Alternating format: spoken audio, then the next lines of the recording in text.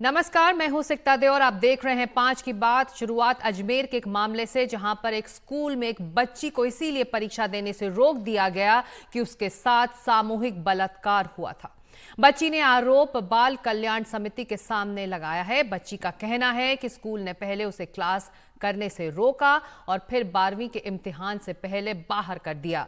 अब इस मामले में स्कूल के खिलाफ शिकायत दर्ज कराई गई है।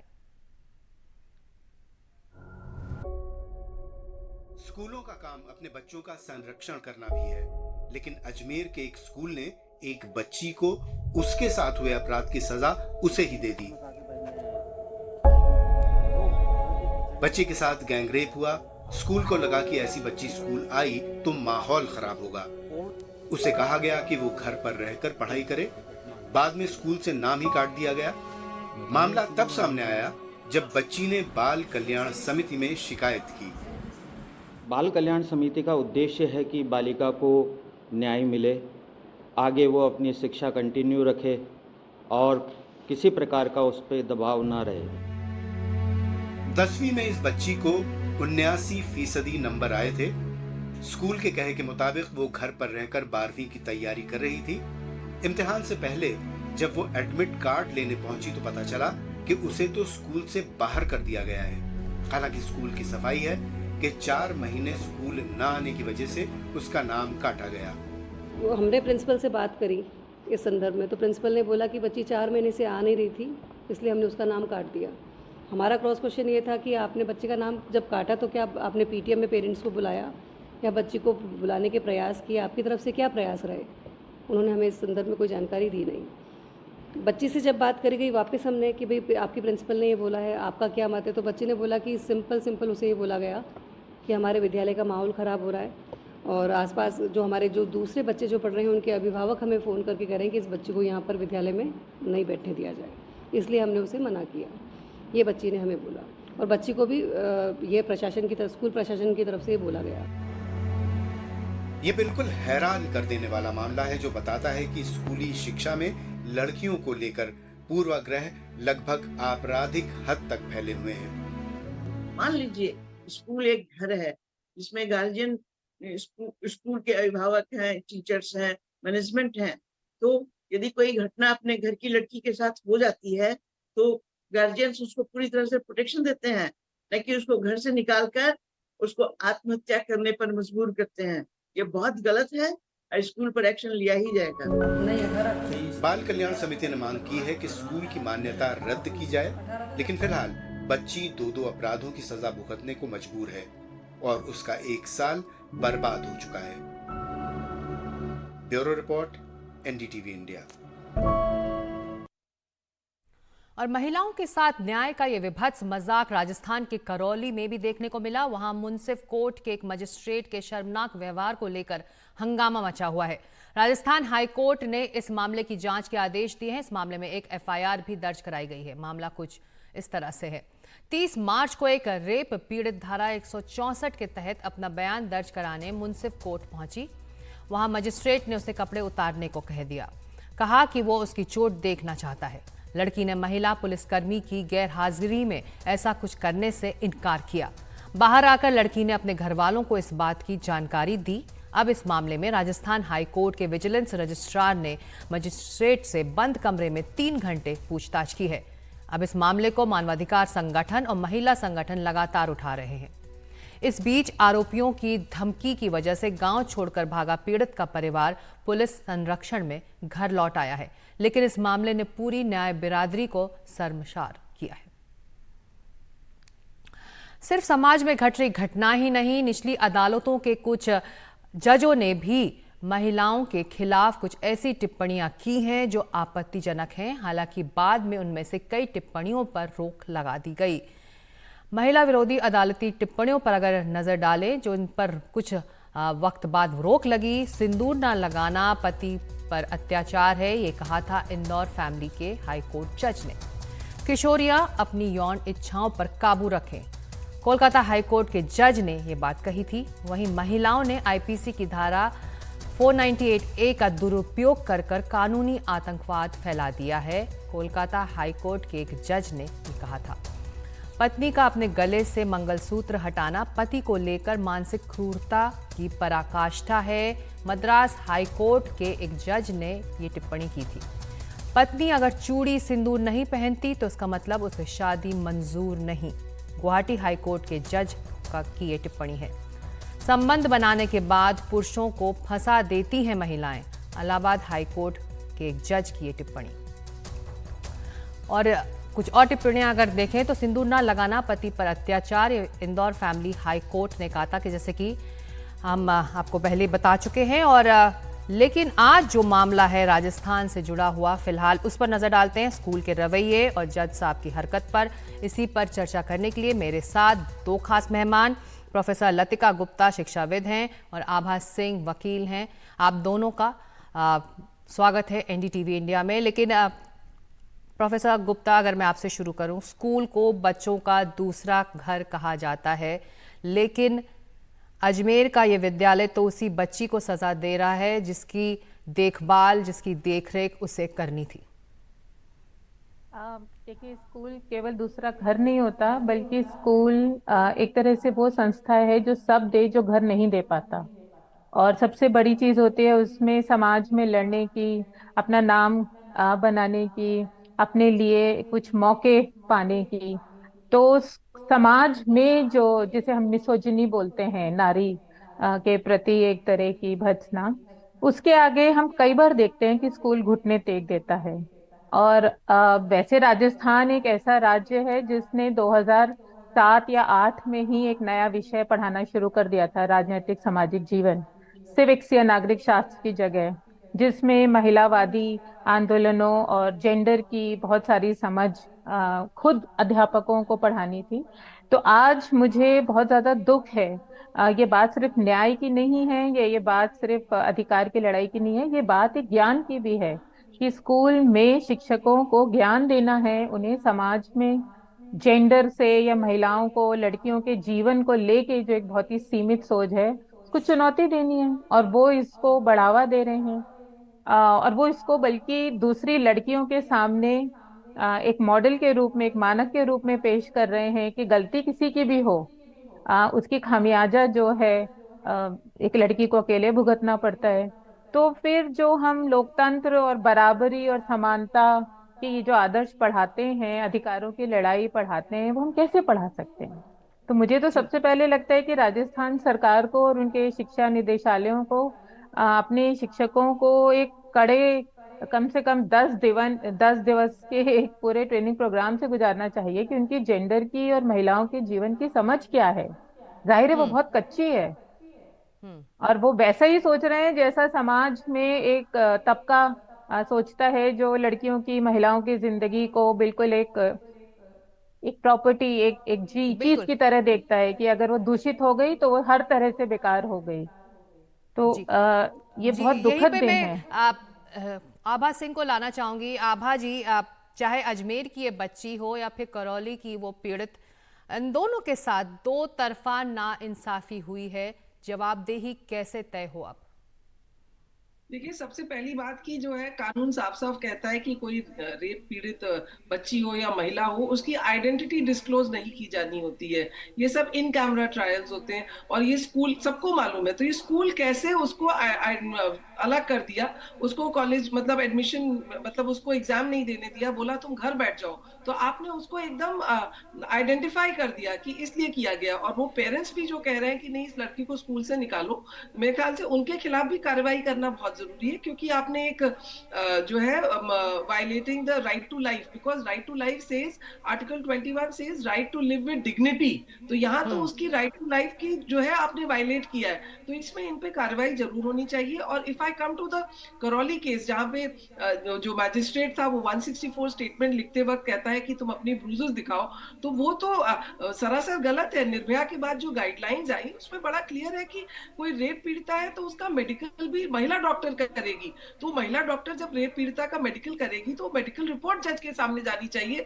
जज को कहीं से भी अधिकार नहीं है कि वो उससे कहेगा कि तुम अपने कपड़े उतारो। जज को जो है, जो इंडियन एविडेंस एक्ट कहता है कि जो डॉक्टर की रिपोर्ट है दैट इज फाइनल, जो एक स्पेशलिस्ट की रिपोर्ट होती है वो हम केस में ट्रायल के वक्त उसी के आधार पे जजमेंट्स होते हैं, हम केस आर्ग्यू करते हैं। तो जब वो रेप पीड़िता होगी उसकी पहले मेडिकल हुई होगी, उस मेडिकल रिपोर्ट पे ही उनको जाना चाहिए था, उनको देखने का कोई अधिकार नहीं था। तो उनके ऊपर एफआईआर जो लिखी गई है सिर्फ रॉन्गफुल कन्फाइनमेंट की, मुझे लगता है उनके ऊपर 354 violating the modesty of the women की भी लिखी जानी चाहिए, उनके ऊपर सेक्सुअल हैरेसमेंट की भी एफआईआर लिखी जानी चाहिए। एफआईआर जो राजस्थान ने लिखी है बहुत हल्की लिखी है, दबाव में लिखी है मुझे लगता है। और ये मैं मानूंगी कि राजस्थान जो है बड़ा ही पेट्रियार्कल स्टेट है, वहां पे महिलाओं का आप देखिए भरभरी देवी का भी मैटर वहीं हुआ था। तो ये स्टेट ऐसा है जहां पे महिलाओं को उनको बराबरी का अधिकार नहीं मिला है, और उनको जो है आज भी इस तरह से उनके साथ ट्रीट किया जा रहा है जो सरासर गलत है। उस बच्ची को भी बाइज्जत स्कूल में रखा जाना चाहिए था, उसका नाम काटा गया। मैं चाहूंगी कि एजुकेशन डिपार्टमेंट देखे इसको। जब डिप्टी सीएम वहां पे एक महिला बैठी है दिया कुमारी, उनको अधिकार नहीं है उस कुर्सी पे बैठने का। अगर एक बच्ची को स्कूल का एग्जाम नहीं देने दिया गया और इस स्कूल का लाइसेंस कैंसिल किया जाना चाहिए। There are provisions in the education act कि इस तरह का अगर स्कूल करता है भेदभाव, डिस्क्रिमिनेशन, उसका लाइसेंस कैंसिल किया जा सकता है। जी, जो बात प्रोफेसर लतिका आभा जी कुछ देर पहले कह रही थी कि एक तरह से सेंसिटाइज करने की ज़रूरत है हमारे स्कूल्स को, टीचर्स को। ऐसे में इस तरह की टिप्पणियां जिसका जिक्र हमने इस चर्चा के शुरू होने से पहले भी किया था कि जो निचली अदालतें हैं उनकी तरह से भी हमने इस तरह की टिप्पणियां देखी हैं। तो सेंसिटाइज करने की ज़रूरत निचली अदालतों में काम कर रहे जजों की भी है, शिक्षा से जुड़े लोगों की भी है, जो बच्चों की देखरेख करते हैं, जिनकी अभिभावकों के बाद जिम्मेदारी उनकी बनती है उन बच्चों की देखरेख करना। तो ऐसे में सेंसिटाइज करना ना सिर्फ एक तबका बल्कि पूरा समाज इस वक्त एक पूर्वाग्रह के साथ आगे बढ़ रहा है और महिलाओं को देखता है। आभा जी बिल्कुल आप सही कह रही हैं। जैसे आपने स्टेटमेंट्स कहे कि वो सिंदूर ना लगाना आपने क्रूएल्टी बोल दिया, चूड़ी ना पहनना आपने क्रूएल्टी बोल दिया। तो ये जो जजेस हैं ये भी तो पुरुष हैं इसी समाज के, और वो पेट्रियार्कल सोच के बाद जज बने हैं। तो आप कैसे मान लेंगे कि वो एक कुर्सी पे बैठ गए तो वो एकदम इस पेट्रियार्कल माइंडसेट से वो छुटकारा पा चुके होंगे। तो जरूरी है जजेस का सेंसिटाइजेशन हो। आपको याद होगा महाराष्ट्र की एक जज थी, उनका बाद में प्रमोशन भी नहीं हुआ। उन्होंने जो है ये बोला कि पॉस्को एक्ट नहीं होता है, सेक्सुअल हैरेसमेंट नहीं होता, क्योंकि उस बच्ची के साथ जो छोटी बच्ची थी उसके साथ जो टच किया था उसके ब्रेस्ट को, वो कपड़े के थ्रू किया था। तो इस पे जो है महाराष्ट्र में बहुत हंगामा हुआ और उस जज को ट्रेनिंग के लिए भेजा हाई कोर्ट ने। मैं नाम नहीं लूंगी बट दैट जज वाज सेंट फॉर ट्रेनिंग और उन्हें अपनी हाई कोर्ट की एडिशनल जजशिप छोड़नी पड़ी। तो इस तरह की मानसिकता पे लगाम लगाना बहुत जरूरी है और सेंसिटाइजेशन बहुत जरूरी है। इनकी मुझे लगता है जो जजेस इस तरह के कमेंट्स करते हैं ये ऑब्जर्वेशन करते हैं, ये ऑर्डर में नहीं लिखते हैं। तो उनका ऑब्जर्वेशन जो होता है वही मुझे लगता है बहुत डैमेजिंग है। तो इन लोग को ट्रेनिंग दी जाए कि आप ऐसे टिप्पणियां मत करिए जो कि महिलाओं के विरुद्ध है। जी, प्रोफेसर लतिका, जो सेंसिटाइजेशन की बात हो रही है लेकिन इस सब की शुरुआत तो घर से ही होती है ना। तो क्या ये ज़रूरी है हमारे समाज को, हमारे परिवारों को सोचने की कि जब हम एक बेटे को बड़ा कर रहे हैं तो उसको किस तरह से हम उसके दिमाग को, माइंड को समझाएं, ट्रेन करें कि आगे चलकर इस तरह की टिप्पणियां या इस तरह की हरकतों पर आगे बढ़ने से पहले वो 2 बार सोचे। देखिए, समाज में बदलाव बहुत धीरे आता है जिसको हम सामाजिक परिवर्तन कहते हैं, लेकिन स्कूल का तो ये काम ही होता है। और मैं अपने को पैनलिस्ट से बिल्कुल सहमत हूँ कि जज भी इसी समाज से आए, तो जज भी इन्हीं स्कूलों से आए हैं, जाहिर है। और स्कूल में 12 साल में उनकी ऐसी कैसी शिक्षा हुई कि वो अपनी समाज से पाई हुई इस तरह की रूढ़िगत मान्यताओं से नहीं उबर पाए और वो रह रह के उनसे निकल रही हैं। तो मुझे लगता है कि स्कूल को थोड़ी ज्यादा मेहनत करने की जरूरत है, अपने आप को एक बेहतर प्रोफेशनल संस्था बनाने की जरूरत है, और उसको सिर्फ एक रोज काम निपटाने वाली मंशा से नहीं पढ़ाना चाहिए। उसका काम गणित या विज्ञान में भी अधूरा है अगर वो विज्ञान का बिल्कुल आधारभूत मुद्दा नहीं पढ़ा पा रहे या समझ पा रहे कि महिला पुरुष सब बराबर हैं। हमें विज्ञान ने सबसे पहले बताया था कि हम सबके दिमाग बराबर हैं, हम सबकी क्षमताएं बराबर हैं। तो मैं परिवार से ज्यादा स्कूल में अपनी आस्था अभी भी रखना चाहूंगी, भले ही आज हम स्कूल के कारण यहाँ दुखी हैं। और मैं जरूर चाहूंगी कि राजस्थान सरकार इसको नोट लें कि वो देखें कि जो गर्मियों में शिक्षकों की ट्रेनिंग होती हैं उनके इन सर्विस ट्रेनिंग होती है, उसमें क्या हो रहा है। मैं तो अगर मिलूं तो मैं शिक्षकों से साफ साफ पूछना चाहूंगी कि अगर आपके स्कूल में एक पीड़िता थी, आपकी खुद की विद्यार्थी थी, तो 4 महीने वेट करने की जगह आपको उससे पहले उसके घर जाना चाहिए था। आपको तो खुद संवेदनशील होना चाहिए था कि उसको आपके सहारे की जरूरत है। आपको उसका हौसला बुलंद करना है कि जो हुआ सो हुआ, जिंदगी आगे बढ़नी है। तो ना केवल उन्होंने वो काम नहीं किया, उसके ऊपर 4 महीने नहीं आई तो शांत बैठे रहे, जैसे कि वो मौका ढूंढ रहे थे उसको जी निकालने का। तो वो कई स्तरों पे अपने काम में फेल हुए हैं। 4 महीने तो आज्ञा ही नहीं है कि उनको भेजना होता है, जाके देखना होता है। अब तो राज्य सरकारों के निर्देश होते हैं कि आप पता करिए, घर से संपर्क रखिए। और आज के समय में जब मोबाइल फोन है, इतना कुछ है, बात करना किसी विद्यार्थी के परिवार से कोई बहुत बड़ी बात नहीं होती है। तो कई स्तरों पे अपनी जिम्मेदारी से वो चूके हैं, और ये व्यवस्थागत बात है। और स्कूल को बहुत ज्यादा सुदृढ़ बनाने की जरूरत है, क्योंकि शिक्षा या जिस तरह समाज में सपने देखने की बात फैली है, तो लड़कियां पढ़ना तो चाहेंगी। और एक तरफ से देखिए तो हम 3 महिलाएं हैं, हमें ये सोच के खुश भी होना चाहिए कि वो लड़की पढ़ना चाह रही है, और ना पढ़ने जो उसके सामने चुनौतियां हैं उसके लिए वो लड़ रही है। तो वो लड़की शायद अपने स्कूल से कहीं ज्यादा बेहतर सक्षम है, और उसका स्कूल उसके सामने बहुत हल्का है। तो इस उस लिहाज से देखा जाए तो शिक्षकों की, चाहे वो पुरुष हों चाहे महिला हों, और उसके अलावा उस स्कूल में जी पढ़ रहे और बच्चों की, मुझे उनकी भी चिंता है कि वो क्या सोच रहे होंगे। अगर वो 1000, 1200, 800, 600 जितने भी बच्चे हैं, वो इस पूरे मुद्दे को लेके क्या सोच रहे होंगे। उन बच्चों की भी एक तरह की काउंसलिंग होनी चाहिए, एक समझाइश होनी चाहिए, और उनकी भी इस तरह की ट्रेनिंग्स होनी चाहिए बिल्कुल थोड़ी सी।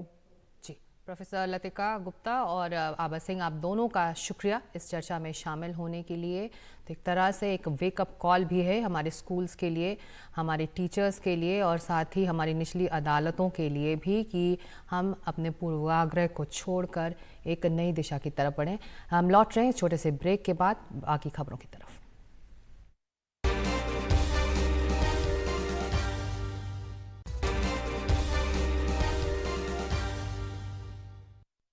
लोकसभा चुनावों के लिए कांग्रेस ने आज 48 पेज का घोषणा पत्र जारी किया। दिल्ली में कांग्रेस मुख्यालय में सोनिया गांधी, राहुल गांधी, मल्लिकार्जुन खड़गे और मैनिफेस्टो कमेटी के अध्यक्ष पी चिदम्बरम ने 5 न्याय और 25 गारंटी का ऐलान किया। पार्टी के घोषणा पत्र में न्यूनतम मजदूरी 400 रुपए करने, गरीब परिवार की महिला को 1 साल में 1 लाख रुपए देने, एमएसपी को कानून बनाने और जाति जनगणना कराने का जिक्र है। कांग्रेस ने अपने घोषणा पत्र में युवा, महिला, मजदूर और किसान पर फोकस किया है। इन सभी वर्गों के लिए अलग अलग तरह की स्कीम्स का वादा किया है। कांग्रेस पार्टी की 4 अन्य बड़ी घोषणाएं हैं। 1 नेशन 1 इलेक्शन का विरोध, लोकसभा और विधानसभा चुनाव तय समय पर ही हों, मतदान ईवीएम के जरिए होंगे लेकिन वीवीपैट की पर्चे से मिलान किया जाएगा, और 10वीं अनुसूची में संशोधन का वादा। इसके तहत दल बदल करने पर विधानसभा या संसद की सदस्यता खुद समाप्त हो जाएगी। पुलिस और केंद्रीय एजेंसियों से कानून के अनुसार वो काम करेगी। हर मामले को संसद या राज्य विधानमंडलों की निगरानी में लाया जाएगा। हमारा ये घोषणा पत्र देश के राजनीतिक इतिहास में न्याय के दस्तावेज के रूप में याद किया जाएगा। भारत जोड़ो न्याय यात्रा में 5 पिलर्स पर ध्यान केंद्रित किया गया था। यात्रा के दौरान युवा न्याय, किसान न्याय, नारी न्याय, श्रमिक न्याय और हिस्सेदारी न्याय की घोषणा की गई थी। जहां कहीं भी हम गए, इन न्याय की बात हमने करी थी और इसकी गारंटी भी हमने दी है। इंडिया गठबंधन में डिसीजन लिया गया है कि हम मिलकर एक साथ आइडियोलॉजिकल चुनाव लड़ रहे हैं। चुनाव जीतने के बाद लीडर कौन होगा, प्राइम मिनिस्टर कौन होगा, वो पूरा का पूरा जो कोलिशन है वो मिलकर डिसाइड करेगा। तो ये भ्रम का, झूठों का पुलिंदा और दूसरी तरफ भरोसे की गारंटी।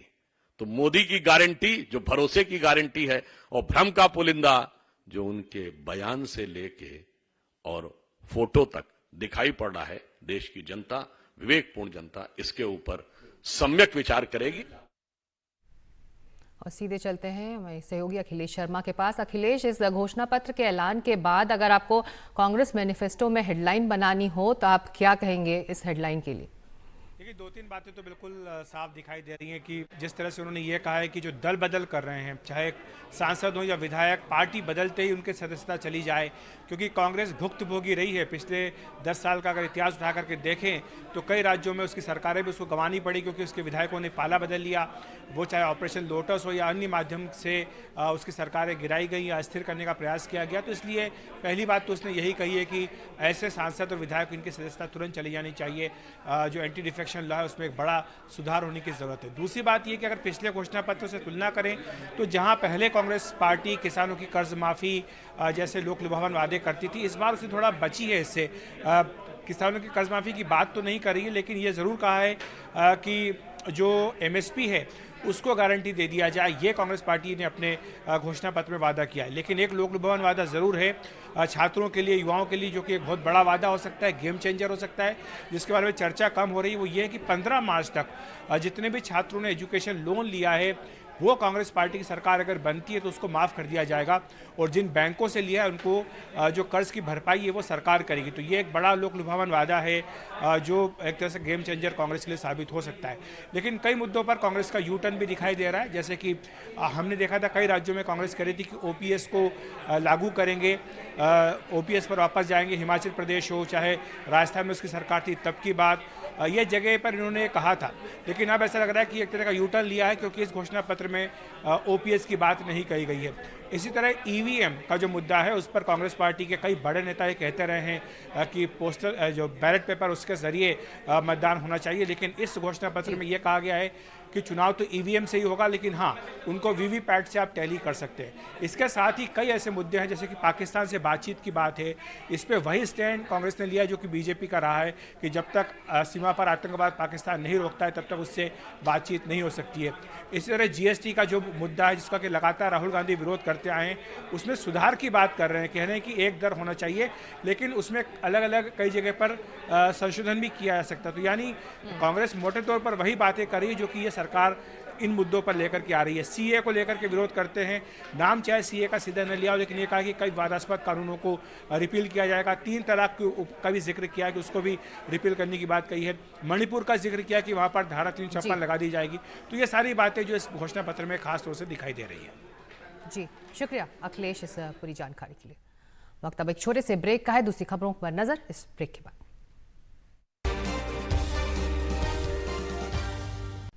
पश्चिमी उत्तर प्रदेश के मुजफ्फरनगर में लोकसभा के पहले चरण में 19 अप्रैल को वोटिंग होनी है। मुजफ्फरनगर गन्ना किसानों का बेल्ट है। 2020 में जब किसान आंदोलन हुआ था तो पश्चिमी यूपी में बड़ी तादाद में किसान इसी इलाके से दिल्ली पहुंचे थे। राकेश टिकैत भी यहीं के रहने वाले हैं। देखिए मुजफ्फरनगर से हमारी इलेक्शन की स्पेशल ग्राउंड रिपोर्ट। NDTV की चुनावी यात्रा का कारवां पहुंचा है पश्चिमी उत्तर प्रदेश के मुजफ्फरनगर। 2013 के दंगों के बाद से मुजफ्फरनगर वो जगह है जहां सबसे ज़्यादा सांप्रदायिक ध्रुवीकरण देखने को मिला था। अब यहां से बीजेपी ने लगातार तीसरी बार डॉक्टर संजीव बालियान को अपना उम्मीदवार बनाया है। वहीं इंडिया अलायंस की तरफ से समाजवादी पार्टी ने यहां से हरेंद्र मलिक को टिकट दिया है। बीजेपी के साथ RLD के आने से एक तरह से जाट वोट बीजेपी के पक्ष में एकजुट होते दिख रहे हैं। ऐसे में डॉक्टर संजीव बालियान जो कि बीजेपी के उम्मीदवार हैं, उनकी राह थोड़ी आसान दिख रही है, लेकिन लड़ाई अभी शुरू ही हुई है।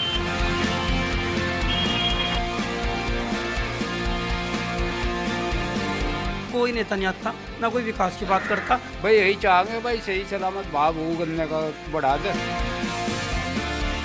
90% लोगों को ये नहीं पता कि हमारे यहाँ नेता है कौन असली। तो हमारे ट्यूबवेल पर मीटर लगाने की बात चल रही, वो लगना नहीं चाहिए। जो फिक्स है वो फिक्स है। गन्ने के लिए हमें दवाइयाँ चाहिए। दवाइयाँ वो टोटल बिल्कुल नकली फर्टिलाइजर है, कोई ओरिजिनल नहीं है। हम तो एक कोने में ऐसे बैठे हैं, हमारे को कोई पूछ नहीं आता। हमने तो कोई नेता आप कुछ आओ वोट दो नहीं दो।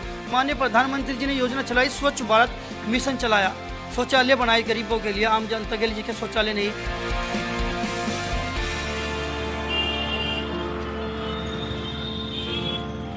मुजफ्फरनगर के शिव चौक पर सुबह के अखबार खुल रहे हैं। अखबार पढ़ रहे लोगों से हमने चुनावी माहौल समझने की कोशिश की। मोदी को ही वोट देंगे, मोदी योगी को। अच्छा, हाँ जी, क्या मोदी को वोट वजह है आपके, किन मुद्दों की वजह से इनको वोट देंगे? देंगे। बस काम बढ़िया कर रहे हैं ये, मोदी सरकार भी, योगी सरकार भी बढ़िया काम कर रही है। हाँ। हम बहुत खुश हैं। धारा 370 हट गई है और राम मंदिर भी बन गया है, सारे काम बढ़िया हो रहे हैं। बीजेपी की तरफ ही है। हाँ। क्या वजह है उसकी? सर काम बहुत हुए हैं इस बार। हाँ। बहुत काम हुए हैं। हाँ। यहाँ पर डबल लाइन कभी नहीं थी, वो बीजेपी सरकार में आके ही हुई। कौन सी double line? Railway line. Railway line, जी। जैसे यहाँ पे तीसरी बार संजीव बालियान को टिकट मिला है, वो कैसे नेता है यहाँ पे, और यहाँ उनका मतलब किन मुद्दों पे वो चुनाव लड़ रहे हैं? और सर वो तो नेता तो बढ़िया है, बहुत बढ़िया। ये है जब भी जाओ मिल जाते हैं। बस में बीजेपी की काम सरकार ने बहुत काम किए हैं, आगे भी बढ़िया काम करेंगे। और कोई मुद्दे होंगे इसके अलावा आपके वोट करने के? जैसे अभी राम मंदिर का एक मुद्दा चल रहा है। राम मंदिर तो बन गया, बीजेपी की सरकार में ही बनाए और किसी सरकार में बनाने दो। यही वो इलाका है जिस पर 2013 के दंगों का सबसे ज़्यादा असर हुआ था, लेकिन वक्त ने लोगों के जख्म भर दिए। 2013 के बाद से यहाँ सांप्रदायिक तनाव के हालात नहीं बने। मुजफ्फरनगर में करीब 27% मुस्लिम वोटर हैं, जो उम्मीदवारों के समीकरण बनाने और बिगाड़ने के लिए बड़ा आंकड़ा है। काम तो कर रही मोदी सरकार। हाँ। इसलिए इसकी वजह से जी। क्या मुद्दे रहेंगे चुनाव में वोट करने के? तो ये तो सेंटर का मामला है ना। हाँ, इस केंद्र का मामला है। हमारे मंत्री जी अच्छा काम कर रहे हैं, संजीव बालियान जी। अब क्यों नहीं टिकट हुआ? वही जीतेंगे। तीसरी बार लगातार तीसरी बार इलेक्शन वही जीतेंगे। आमतौर पे लोग ऐसा कहते हैं, जो मुसलमानों के वोट होते हैं वो बीजेपी को नहीं जाते, सपा या बसपा को जाते हैं। लेडीज का रुझान भाजपा की तरफ ज्यादा है। मुस्लिम लेडीज का? जी जी भाई देखो, अब मान लो जेंट्स ने कहा कि वोट भाजपा ने करनी, लेकिन अंदर जाके तो वोट तो भाजपा को ही देगी लेडीज। हाँ। चाहे मेरी मिसिस हो, मान लो मैं कह के चल के वोट नहीं देनी, तो वो तो अपनी मर्जी से भाजपा को ही देगी। वो तो अपना फायदा देख रही लेडीज। और उसे दिख रहा मोदी जी की तरफ तो पूरी लहर है इस टाइम, मोदी जी की। और मोमडन वोट बहुत जा रही है। देखिए मैं बताऊं, अगर हिंदुस्तान में जो अमन पसंद लोग हैं, जो अमन चाहते हैं, जो कारोबार चाहते हैं, जो चाहते हैं कि उनका परिवार बाजार में, उनके बच्चे स्कूल में जाएं, तो वो चाहते हैं कि अमन शांति वाली सरकार आए। मैं नाम तो लेना नहीं चाहूँगा, सब समझते हैं कि दंगे फसाद की सरकार कौन है, क्या है। कोई चलिए, मैं किसी सरकार को नहीं कहता, मैं तो ये कहता हूँ जो मौजूदा भी सरकार है, अगर वो भी शांति का काम करे और मौजूदा जो हालात चल रहे हैं उन पर देखे, बेरोजगारी पे काम करे, रोजगार के ऊपर काम करे।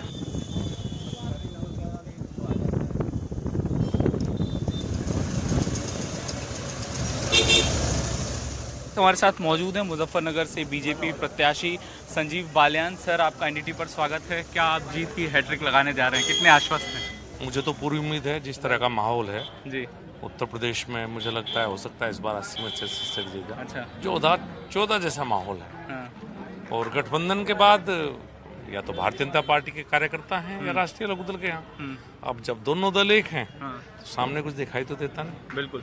2013 के दंगों के बाद से मुजफ्फरनगर चर्चा में आया और ये ध्रुवीकरण का केंद्र बना था। कहा जाता था जाट और मुसलमानों के बीच जो एक एकजुटता थी उसमें खटास आ गई थी। अभी क्या स्थिति? आप लोगों से मिल रहे हैं? कहीं कोई दिक्कत नहीं है। जो हुआ था उसे सब भूल चुके हैं। समय के साथ जख्म सबके भर चुके हैं। पंचायती फैसले हर गांव में हो चुके हैं दोनों पक्षों की तरफ से। मुजफ्फरनगर में आप घूमिए, कहीं आपको जातीय सांप्रदायिक तनाव नहीं दिखाई देगा। नए चुनाव उसका है। ये चुनाव हम डेवलपमेंट के आधार पर लड़ रहे हैं। 10 साल में जो काम हुए हैं मुजफ्फरनगर जनपद में, केंद्र सरकार के द्वारा, मोदी जी के नेतृत्व में, और प्रदेश सरकार के द्वारा। किसान आंदोलन हुआ, पहले 2020 में हुआ, फिर अभी फिर से हुआ। पश्चिम उत्तर प्रदेश चर्चा में रहा। यहाँ के कई किसान दिल्ली भी पहुंचे। किसानों की नाराजगी क्या खत्म हो गई? नहीं, कहीं कोई नाराजगी नहीं, चूंकि हमारे मुद्दे दूसरे हैं। ये गन्ना बेल्ट है, यहाँ जो भी है वो गन्ना आधारित है। हम और फसलें पैदा नहीं करते। इस समय स्थिति ऐसी है, 8 शुगर मिल जनपद में, जिनमें से 7 शुगर मिल का पेमेंट 14 दिन के अंदर है। मात्र 1 शुगर मिल का पेमेंट कुछ डिले है। तो ज़्यादातर स्थितियाँ यहाँ ठीक है और किसान इस गठबंधन के पूरी तरह से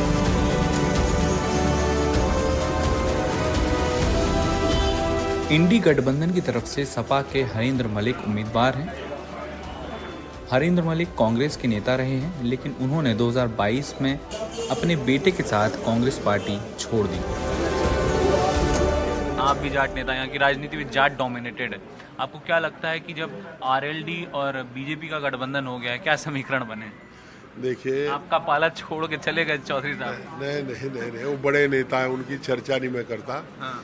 पर ये चरण सिंह वादी लोगों का और दूसरों का झगड़ा है। चरण सिंह वादी हम हैं। हाँ। और जब चुनाव होगा आपको पता लग जाएगा, और सभी को पता आज भी है, कल भी है। 65 से 75% जाट मेरे साथ रहेगा। मैं जाट नेता नहीं हूँ, मैं किसान नेता हूँ, मजदूर नेता हूँ। हम तो कमेरों के वकील हैं। कमेरा छोटा दुकानदार है, वो भी कमेरा है। कामगार कलमगार है, वो भी कमेरा है। आप लोग भी कमेरों में हैं। किसान भी कमेरा है, मजदूर भी कमेरा है। हमने अपने 40-47 साल के राजनीतिक जीवन में केवल कमेरों की लड़ाई लड़ी है। पर हमारा वादा है, देखिए हमारा किसान तबाह है। 27 रुपये क्विंटल की राख उसका दाना बना करके पोटास के नाम पर बेची जाती है। इफ्को, क्रबको और IPL जैसी कंपनी को सप्लाई होती है, और उसी राख को फिर 750 रुपये का 50 किलो का कट्टा, यानी कि 3500 रुपये क्विंटल किसान खरीदता है। किसान की फसलों का लाभकारी मूल्य नहीं मिल पाया। 750 किसानों की शहादत हुई दिल्ली के दर पर। और ये श्रीमान जी तत्कालीन मंत्री थे। ये एक दिन उनके बीच में नहीं गए, बोल भी नहीं पाए एक बार भी।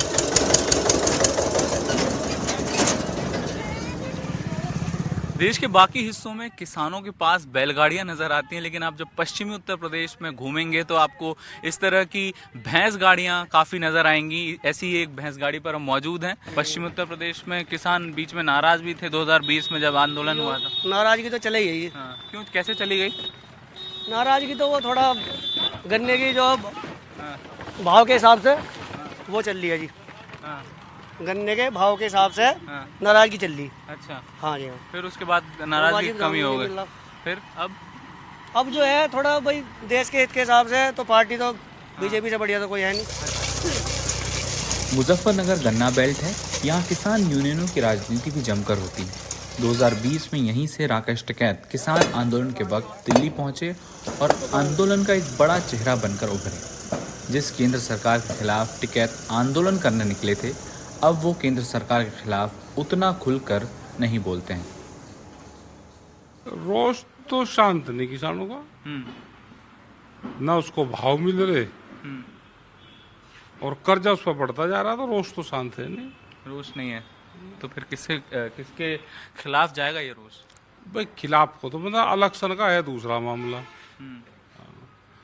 इलेक्शन में आदमी कैंडिडेट देखता है, भाषा देखता है, क्षेत्रवाद देखता है, पार्टी देखें, तो इलेक्शन में दूसरा सिस्टम रहे उसका। उसमें बहुत सी चीज़ देखे वो। कई लोग कहते हैं कि कोई भी जो नेता होता है या लोग होते हैं या किसान भी होता है, ए पॉलिटिकल तो होता नहीं है, गैर राजनीतिक, वो भी कहीं ना कहीं राजनीति की वोट तो देता ही है। वोट तो देता तो ही फिर जब राजनीति तो होना ही नहीं जब किसी को। पश्चिमी उत्तर प्रदेश के किसान सोच रहे हैं इस बार, आप भी जनता और किसानों के बीच में जाते रहते हैं, किसान नेता हैं, आपको क्या फीडबैक मिल रहा है? हम इलेक्शन की बात करते ही नहीं किसी से, ना हमारे से कोई करता, ना हम किसी को कहते हैं कहाँ देनी वोट कहाँ नहीं देनी। हमारे तो अपने इशू हैं, जो किसान के हैं, मजदूर के हैं, देश में नौजवान के हैं, ये हमारे इशू है। आपके जो इशू थे उसमें एक बड़ा इशू था, जो 3 कानून आए थे वो वापस हो गए। उसके बाद एक इशू बना किसानों का MSP का। MSP का मुद्दा कोई सुलझा सकता है तो वो केंद्र सरकार सुलझा सकती है, केंद्र में मोदी सरकार। तो अगर आपकी नाराजगी उनके खिलाफ है तो आप खुल के उसके बारे में बोलते क्यों नहीं? बोल तो रहे, खुल के मीटिंग करें, पूरी खुल गई तो बोल रहे। तो उसको इलेक्शन का इशू क्यों नहीं बनाते? भाई इलेक्शन का इशू हम बनाते नहीं। बना तो सकते हैं, आखिरकार नीति वही बनाएगा जो चुनकर जाएगा। देखो नीति तो आंदोलन से बनेगी, नीति बनेगी आंदोलन से। अभी आंदोलन हुआ किसानों का, आप तो पहुंचे ही नहीं। कहाँ पे? नहीं, दिल्ली था हमारा, पंजाब दिल्ली था हमारा, वो भी चल रहा। बहुत आंदोलन देश में चले हुए हैं।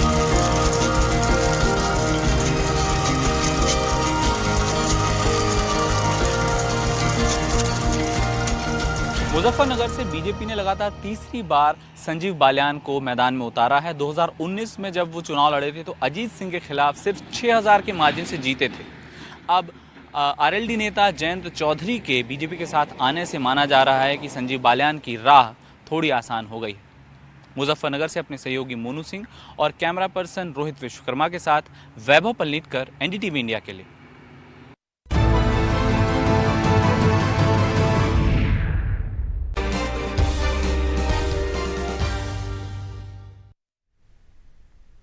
प्रधानमंत्री मोदी आज राजस्थान के चुरू में रैली की उन्होंने और कांग्रेस पर करारा हमला भी बोला।